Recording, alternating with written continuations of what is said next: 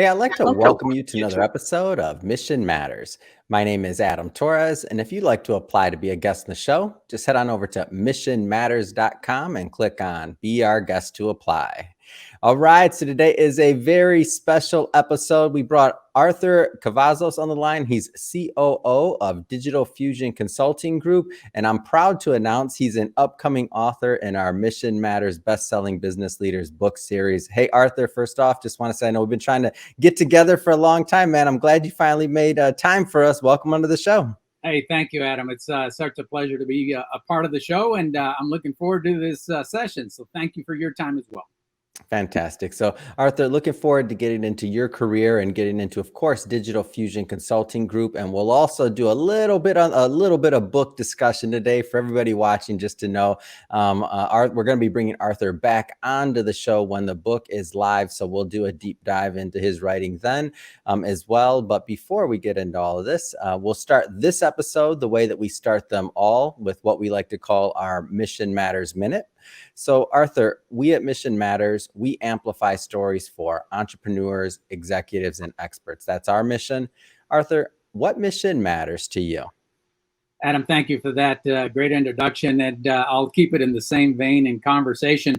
We want to amplify success for our clients through digital and obviously all of the consulting platforms that exist. We want to share expertise that we bring to the table. We want to deliver client success.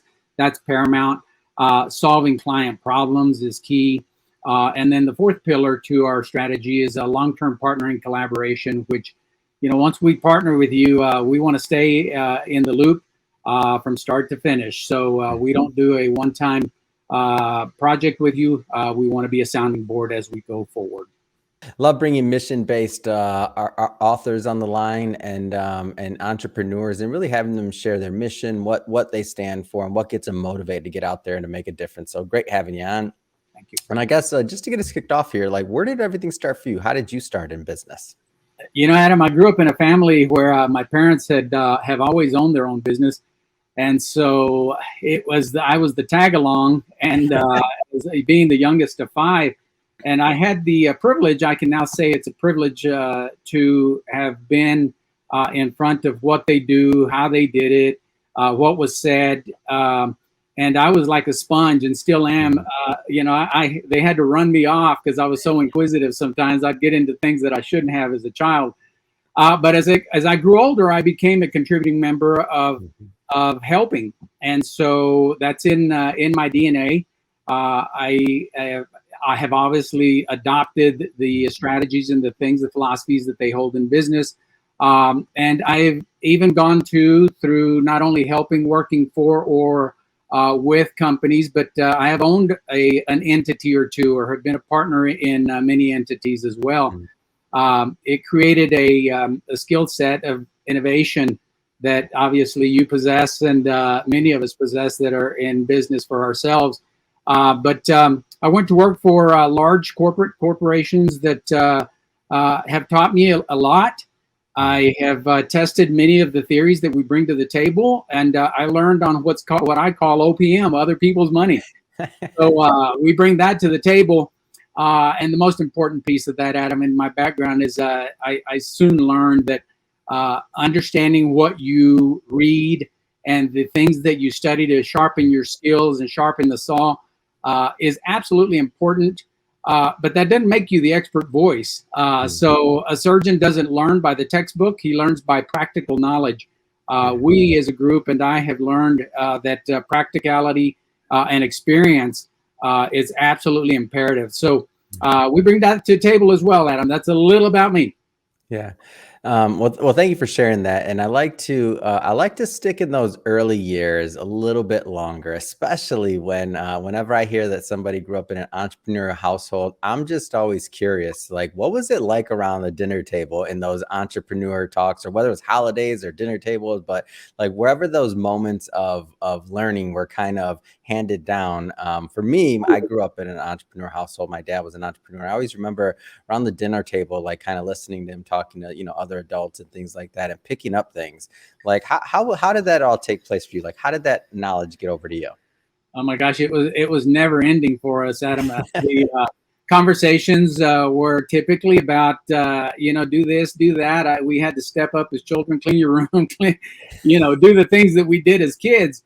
And but conversations that adults would take, right? Again, I was the youngest of five.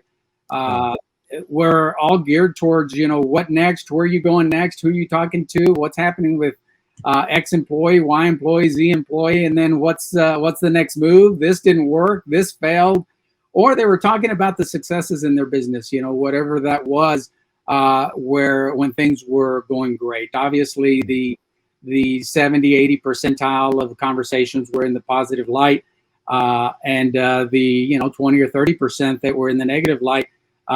It allowed me the opportunity to focus on the gaps. And so it's, as a child, an adult will bring you a problem. And as a child, in your childish mind, you certainly will start solving problems in the capacity of that you have at that time. So I brought that forth. And today I'm proud to say that I'm not uncomfortable living in the gap. Yeah, that's awesome. I love hearing that, hearing that, and especially when people are brought up in that entrepreneur household. I feel like, sometimes for some of those that weren't brought up in that entrepreneur household, and because you've worked with so many different entrepreneurs, I have to ask the age-old question: is this idea of entrepreneurship, is it something that you just have in you, or can it be taught? Like, what's your view on that one? I'm going to say that it can be taught, Yeah. but it has to be taught at an early age. You've got to establish the foundations, not be afraid to move forward. And I'll tell you a short story, Adam. My parents gave me the confidence up until the age of me turning about 26, many moons ago. And they gave me the confidence that I could move forward in any direction, knowing that if I faltered or failed in any way, that they would have my back. That gave me confidence to know that it didn't matter what I did. They were going to fix it. They were fixers. They were gap closers, which is what I came to be. So I believe that if you bring it forth early enough, that you can certainly groom people to do what is needed, right? You learn the foundation. You take risks. Obviously, that's part of being an entrepreneur. We live in that. And then we make sure that we have the confidence that if we falter, that first you've got to know that you can survive. And two, that you learn from everything that wasn't successful in your mind. Yeah. So now you obviously fast forward a bit. You graduate now at some point. I should say graduate, but you transition at some point to traditional corporate American big companies. What was that process like for you? Like kind of juxtaposing your previous experience to big business. That's a great question. The structure that exists, me coming from an environment of very quick decision making. It's like a speedboat. You're in a speedboat. You can go get from one to another, and then you join this conglomerate. Fortune 50s, Fortune 5s that I was a part of, and now you're on a tanker. Try to turn a tanker like a speedboat. You can't do it with one man, and it'll take you an hour to take it, a 90-degree turn. So good luck with that. But it certainly taught me that there are different levels and structures. The same level of what gets you to the first grade is not the same thing that gets you to the 12th grade or to the PhD level. You learn the concepts. I learned those concepts in business. And we try to attract, clients that understand those levels of concepts. Some people are experts in conversation in a lot of different topics. Some people are very muted, and they bring lots of knowledge to the table because they're well read. And then you get that hybrid, the entrepreneur that has a lot of experience in many different areas, and they're also well read. And so they're constantly validating. We are constantly validating the knowledge of the forever changing business world that we live in. So that's part of what makes us who we are, Adam. Yeah. Talk a little bit more about just maybe some of the, as you start getting into this into this corporate America. Was that like, how did you deal with it? Obviously, you could see what happened, but like, how did you deal with that change? Was that easy for you or was it different? And I'll tell you, on my end, it was, I have a very similar experience as yourself. And when I started working for these large financial companies, I was just shocked. And I'm like, well, why can't we just do it? Like, I had a bit of a problem with it personally. Not problem, but I had trouble transitioning, like why things just couldn't like happen how I was used to them happening. Like, how did you deal with that?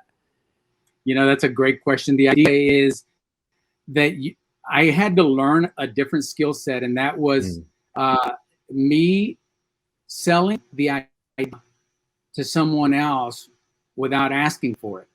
And so it was a skill set that you continue to ask the questions, and eventually they come up with the right answer. The right answer is the answer that you wanted to ask to begin with, or wanted them to answer to begin with. So once they achieve that, then it becomes their idea. A lot of people live in that, and a lot of people don't accept, the new guy or the consultant, if you will, to come in and show them how to take care of their baby. They know best. So if you continue to trigger thought, ideas, and continue to put suggestions on the table, they'll eventually pick up the right thing, and then you move forward. I learned very quickly. I went to work for a company called Texas Instruments early in my career, and they announced that there was going to be a closure of the facility that I was in, along with many others, and they were consolidating our facility into Austin and splitting up part of it and going to Dallas, Texas. And so, me being the new guy on the team, fresh blood, I asked the question, well, what are we doing for ourselves? Are we just going to sit back and let that happen? And so I took on the venture to go ask my boss to say, hey, I've got an idea. What do you think of this? Long story short, we went in and did a presentation for Jerry Junkins at the time, and we pitched the idea of going out and getting additional business. Well, that had never been done from the level and the likes of us in a small in Lubbock, Texas. And so to our pleasant surprise, Jerry Junkins adopted the idea. We showed him how we would fund the project. The fact that we didn't have a budget for it obviously was a concern. But we showed him the pathway of how we would fund that.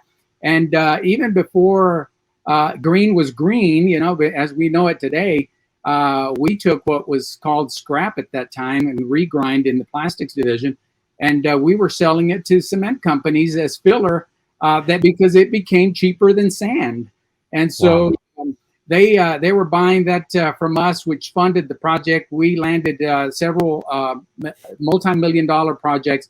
We ended up not saving the entire entity.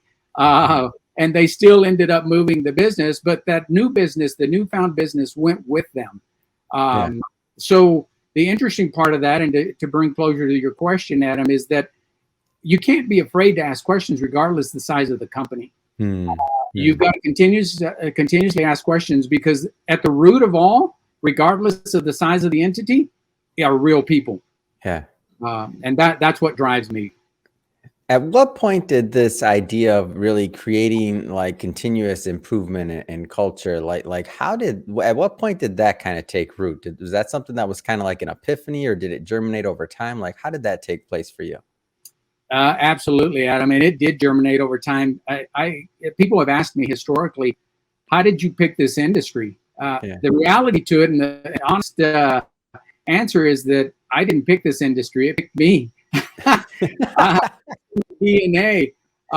There is not an issue that will hit the table that I can't help, and my team can't help be a solution to the table. We live in the gap. We're comfortable in the gap.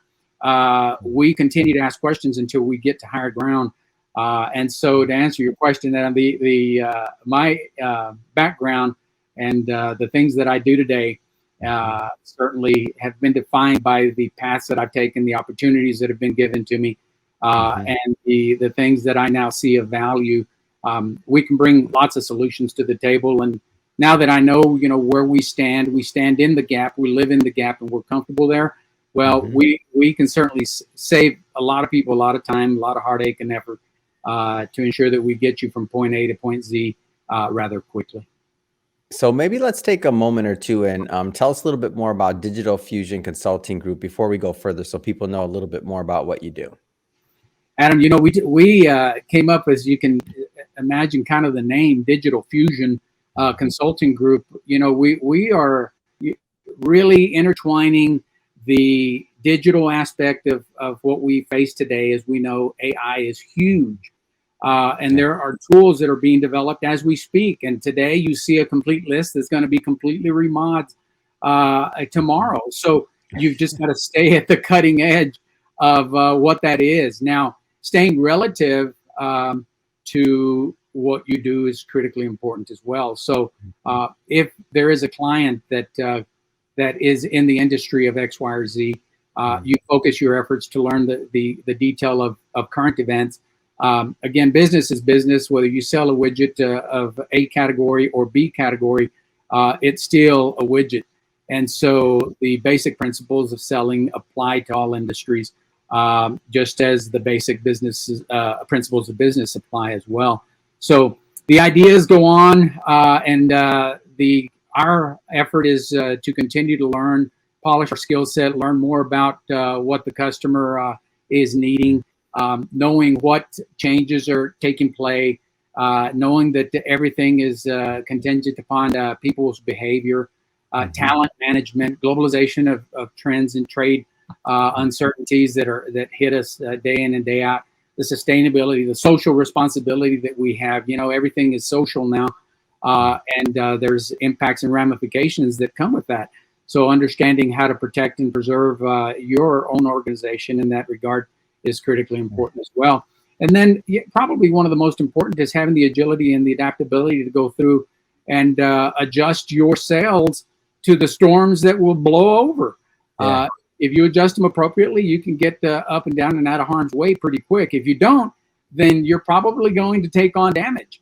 So we want to make sure that our client base as an entity understands that you do not have to run through the school of hard knocks to get you to higher ground. Yeah. And so looking at, and I know this will be different, by the way, for every business and everybody that you help, because the size of business, industry, leadership team, obviously that varies, right? But when you first go into a company, are there certain kind of themes that tend to kind of pop up like time after time? Or are there certain things that you're like, okay, like this is where we start? Is there certain themes that come up? Yes, it's always tied to people.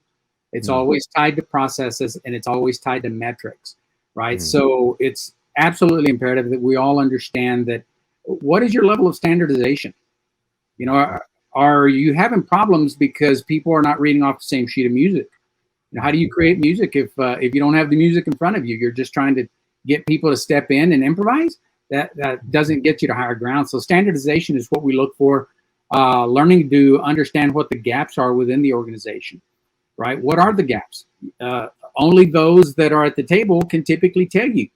The unfortunate part is that they're not always correct, because it's all relative and a perspective that they hold based on what they are a part of. So the CEO, the COO, the CFO, the executive management team has a perspective that may be right from their end, and they may hold a piece of the puzzle that's important. But so do the people that are doing the work. Their perspective is a completely different perspective at times. So it's important to understand those gaps. And then everybody has to buy into that so that we can not only get the starting point, but obviously go through the finish line with success. Servant leadership, you look for that. Many organizations will lead with an iron fist, and it creates problems all in of its own. And so we want to make sure that we identify that. There are people who are disruptors. There are people who are contributors. Who are the disruptors in the organization? And it's important to identify them. Are they being disruptors because that's their will, or is it because they're lacking skill? Will or skill, where is it? And we identify that. Developing strong teams as a vein into that is to ensure that you have the right butts in the right seat. If I may, driving efficiencies comes through people, and making sure that people that are a part of the team, that if they don't bring the skill set, that you have the time and the bandwidth to teach them. If you don't, then you better hire the skill set and bring in the skill set needed to get you to higher ground. If you have the time to train, then certainly that is the best way to organically grow the talent from within. But you're looking to drive efficiencies. We're looking for that, improving processes that have a disconnect or have gaps, creating a culture of continuous improvement. It drives from a lot of different things, Adam. And then we typically will run in, and the most important part is to establish a connection at all levels. That people feel comfortable telling you what they know. 99.99% of all times, the answers come from them. It's just knowing how to unlock those questions and those answers with pointed questioning. So. And let's talk a little bit more about like getting like execution and getting some of this stuff like actually adopted. One thing to kind of talk about it, but another thing to make sure, over time that it's implemented and that it actually does move the needle in the business and whatever the objective is that they were looking to accomplish. So how does that piece of this work? Adam, taking best practice is where that steps in, right? Is understanding that there is a best practice in what you do or what they do. And understanding what that is. So identifying examples of how you can use best practice and see how you can adopt best practice. It's one of many strategies that you can use. The other thing is look for your inner circle of executives and stakeholders who on the team can help bring ideas and solutions to the table. They're there. They have the vested interest to ensure that they preserve or protect the entity. And so they also are in it to win it. So when you get into the middle of a circle or dogfight, you've got to bring in the strengths that you have on the team. And if you find that you don't have that strength on the team, you've got to go out and get it. And so businesses need to understand that there is help out there, no matter how big or small that you are, and no matter if you're attacking a process or you're attacking a complete reorganization of the entity or the direction that you're heading, or maybe you're just needing to establish a go-to-market strategy for a product that you're wanting to launch. Doesn't always have to be problems, right? But living in the gap creates lots of success on the other end, and so just understanding that there are solutions, Adam. What is the kind of the sweet spot for you and your team, like in terms of size of company, or and also maybe it's industry, or maybe are you industry agnostic? Like, give us a feel for that. Adam, we are Digital Fusion Consulting Group is industry agnostic. That's probably the best way to put it. So great term. We do really well with companies that are going through a stage of metamorphosis, right? So when you're going from a caterpillar to a butterfly, that's where we step in. Whether you're a $50 million a year company, 100 million, 200 million, what I've learned in my history is that when you hit about 250 million, you become bite-sized for the larger companies. And either they allow you to continue to foster what you have, and you are going to organically grow that entity. Typically, you're starting to take market share at about 250 million. So you become an appetite for someone else that wants to grow through attrition. And so larger companies will go in and look at what would be considered a larger fish. And then they look for the smaller fish to go in and gobble up. So that $250 million a year mark is another turning point. And it's typically the largest turning point from the small and pop that grew organically to that level. That's getting ready to go to the big league under a department of something larger. So that's kind of what we focus in, is the companies that are going through that level or state of metamorphosis that need help to understand what the bigger game looks like. We've played with small pops. We've played with and helped organizations that are in business that operate with 10 million. We've played with operations that operate in the billions. And so that it's really, really imperative that everybody understands that the same game you play to get you to the first grade is not the same game you'll play to get you to the PhD. Yeah. At that 250 million kind of mark, when their potential acquisition target, what are some of the things that they're like, some of the challenges that a company maybe is sometimes facing at that level? Standardization, Adam. That's a great question, and it immediately goes into level of standardization, Mm. right? So we can pick one of many, many topics. Standardization is first to come to mind. Why do you want standardization? Because that's where you get your scalability. You can test your theory whether or not you've got a great success story by standardizing. You're going to have improved efficiencies immediately by standardizing, which obviously makes you more attractive. It improves your bottom line.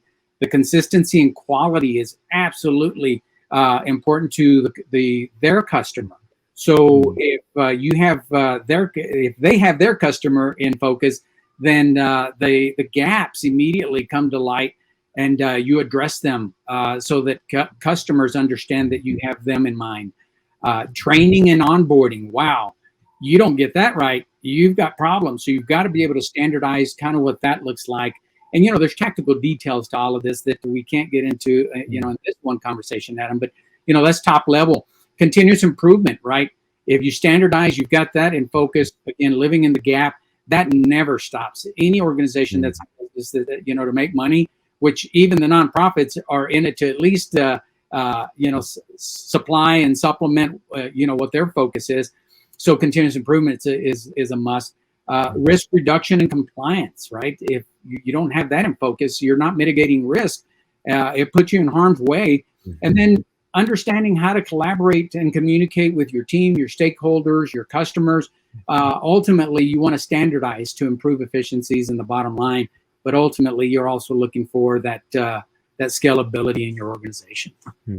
And standardizing doesn't mean like diluting. Standardizing means getting them ready for the next level of growth, right? Absolutely. So what you're constantly doing is you're constantly putting standardization in check under the umbrella of continuous improvement. Nothing that you do in business remains static unless it's an absolute foundational pillar that is holding up your business. Everything else is subject to change. And then what happens when the next pandemic hits? How do you adjust? Are you prepared for that? What if you have a disaster in a security breach? What if a Mother Nature takes its way and God forbid, tornado takes you out? How do you overcome these things? If you're not addressing those, at any size, then you've got to be asking yourself, am I putting myself at risk? This is great. And I want to spend a little bit of time here today, Arthur. As I mentioned before, we're not going to do a deep dive today because we'll be bringing you back onto the show to talk about the upcoming book, but maybe keeping it high level today. Tell us a little bit more about what you plan to present in the upcoming book. The idea is to present more business strategies, Adam, and to unlock success for our clients. Mastering the Art of Gap Closing is one of the titles of one of the chapters. And so I won't give it all away, but developing a culture of continuous improvement is going to be part of what we're focusing on. Establishing notoriety of the knowledge that we bring to the table, and then creating expression that's derived on real life experiences and not theories or concepts. And then impact and influence without giving too much information, Adam. That's kind of what we're focused on. I was gonna have to cut you off there, man. We do sell books here. We do sell books. Don't worry. When it's out, we're bringing you back on, and we'll have the link nice and neat in the show notes so people can pick up a copy. Looking forward to that. Absolutely. Awesome. Well, Arthur, really, it has been. I'm glad we finally got to do this. It's been great having you on the show. Love what you're doing, and I just have to ask. I mean, what's next? What's next for you? What's next for your company? What's next for us is continuing to grow what we did. We've recently gone through a rebranding, and so we're stepping into that realm. And our idea is to continue to grow in our space and to help companies do what they do best. You can find more information about us, Adam, at www.digitalfusionconsulting singular group. So it's www.digitalfusionconsultinggroup.com. And there's we'll have this video on there. I think is kind of what the goal is as well.